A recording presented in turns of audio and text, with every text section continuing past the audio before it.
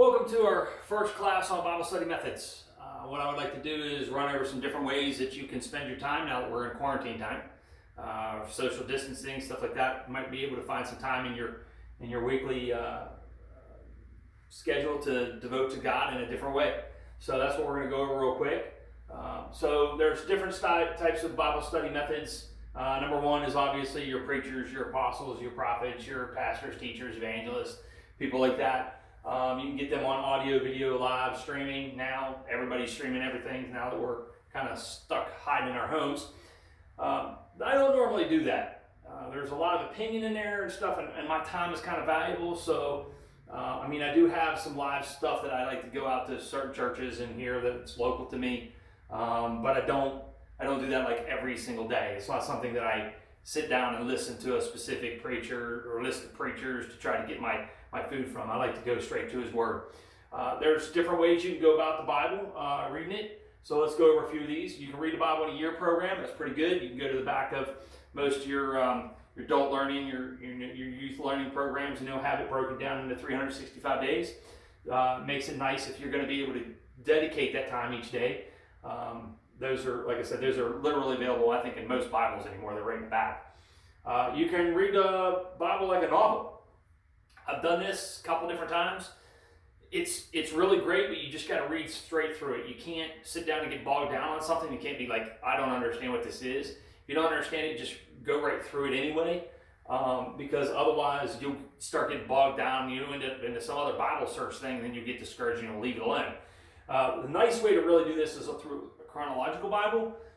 Read it, because then it reads like a novel. It's based off your history, and your people are all put together.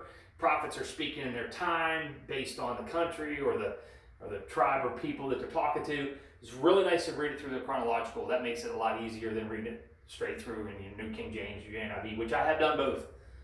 So I think you'll like that. If you can devote the time to it. It's a big book.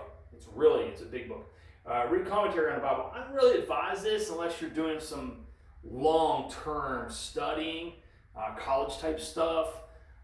The commentary gets, once again, you get a lot of opinion in there, and a lot of doctrine and dogma and stuff like that, and you can kind of get lost in it. And if you don't know what the person's talking about, and there's a context behind it and a time behind it and stuff like that, this is not something unless you're really deeply studying the book. I've read quite a few commentaries in my time, and I can tell you there's a lot of differences in commentary on the Bible. Devotionals about life of the Bible. That's your daily bread type of stuff, which is really good. It's a nice, normally every single day they give you a nice little devotional to read. Normally it's about one writer, something that happens in his life, and a Bible verse that backs it up, and how he got through it or she got through it, what they did. Great resources. But if you want to just go straight to the book, which is what I normally do. This is how I've been doing it for 20 years. I go straight to the book, and that's basically, to me, that's my food nowadays. Understand you can read about the book. You can grab Ed book. There's 66 in there. There's 39 in the Old Testament, 27 in the New. You can pick one: Ezra, Nehemiah, any of the prophets, the Chronicles, 1st and 2nd. Read them in order, obviously. 1st, 2nd Kings, 1st, 2nd Samuel. Read those in order. They are historical books for the most part, and they do kind of stay in order all the way through, even through the Kings. Good way to read it. Most people get bogged down in one, some of the Pentateuch stuff, the Leviticus stuff. They'll get bogged down in it and they'll lose track of where they're at and they'll quit doing it. We don't want to do that. We want to get you to where you're learning something all the time.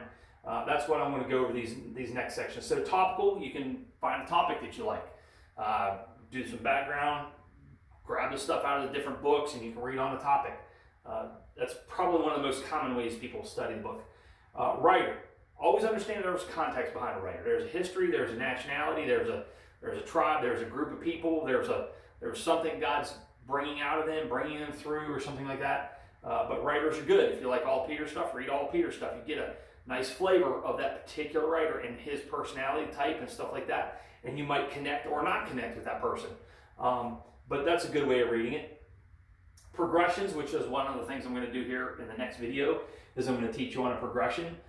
Progressions are good. Normally there's step A, step B, step C, step D. That's easy to read, easy to learn and understand and read and apply to your life. Progressions are great. The next thing is connections. There's connections through the book. There's something you might read in one book, and then it'll have a connection in another book. God is talking through multiple different writers, through different eras over thousands of years, and there are many, many of these connections. One of the quick ones I could throw out here for you is Babylon, and Babylon the Great. You see Babel transition through the times into Babylon the Great, which is in the book of Revelation. Very interesting study there on connection there. Fragments. There's fragments in the book. You see like a prophet who sees something in a vision, and he speaks about that one little thing. That's a fragment. A lot of times it doesn't have a placement right where it is. He's seeing something in a vision, or she is seeing something in time, and she's saying, this is what this is. So you have to understand the fragments don't always fit. And just because you don't understand it, you don't see where it fits, doesn't mean you get to throw it out. One of the great things about the Bible is it's inerrant. It has no contradictions. There's no flaws, and it's perfect. If I don't understand it, guess who has the problem? Me.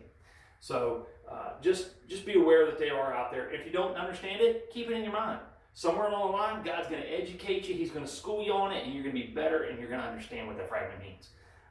But I think that's a good place to start. This is not an exhaustive list. This is just something I threw together for you to try to get moving this week in a studying your Bible maybe a different way, a way that you never thought about. Okay? God bless you. Have a wonderful week.